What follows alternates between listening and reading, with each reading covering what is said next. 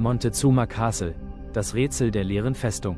In der flimmernden Hitze Arizonas, wo die Sonne den rötlichen Wüstenboden unerbittlich aufheizt, offenbart sich ein Anblick, der unweigerlich den Atem stocken lässt. Hoch über dem von uralten Sykamoren gesäumten Ufer des Beaver Creek, fast 30 Meter tief in eine senkrechte, blendend weiße Kalksteinwand geschlagen, thront eine architektonische Meisterleistung, Montezuma Castle. Es wirkt, als hätte eine längst vergangene Zivilisation eine uneinnehmbare Festung direkt in den nackten Felsen gezaubert. Dieses prähistorische Bauwerk umfasst 5 Stockwerke und 20 Räume.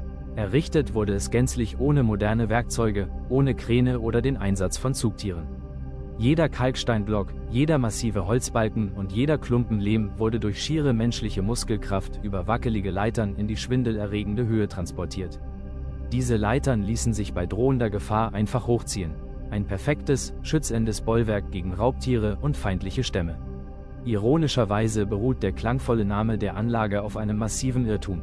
Als europäisch-amerikanische Siedler im 19. Jahrhundert auf diese imposanten Ruinen stießen, waren sie von der Baukunst derart überwältigt, dass sie fälschlicherweise dem Aztekenreich zuschrieben. Doch weder der Aztekenkaiser Montezuma noch seine Krieger haben das Verde Valley jemals betreten. Die wahren Baumeister waren die Sinagua.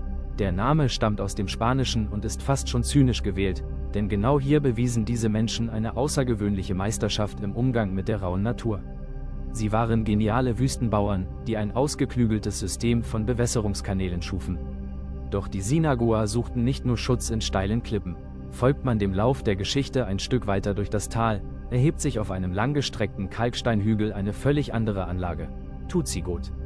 Anders als das versteckte Montezuma Castle war Tutsigot ein weithin sichtbares Machtzentrum.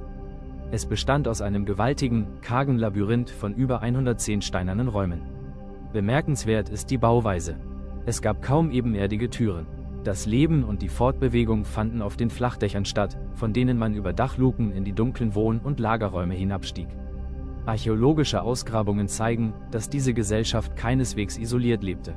Die Sinagua bauten wertvolles Salz- und Kupferminerale ab, die sie weit über die Grenzen Arizonas hinaus gegen diese kostbaren Schätze eintauschten.